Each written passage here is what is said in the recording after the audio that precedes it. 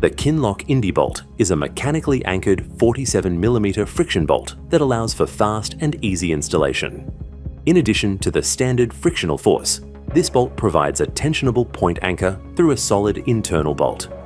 The independent ring on the Kinloc Indie Bolt is independent of the point anchor, which allows the internal bar properties to be maximized during high loading. The Kinloc Indie Bolt delivers advantages over the standard Kinloc system in more dynamic or seismic ground conditions.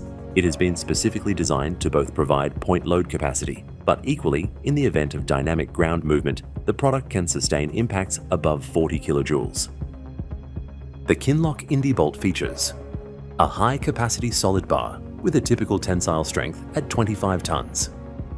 An expansion mechanism with M24 thread generates anchorage beyond the capacity of the bar. And a blind nut means no tail protrusion.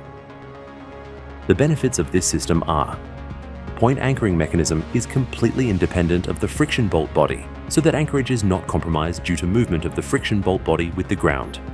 High capacity bolting without the need for cartridge resin. The collar is fully welded to the friction bolt.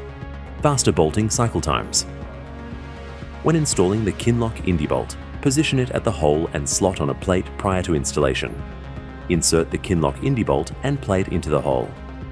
Using full percussion and thrust, the bolt is fully driven into the hole until the plate is firmly against the rock surface. Please note that the hole length should allow additional distance for the point anchoring head-on insertion.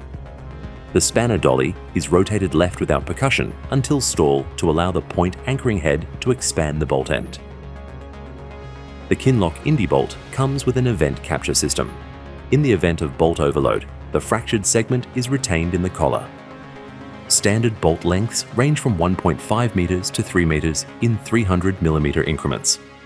Non-standard lengths are available if required.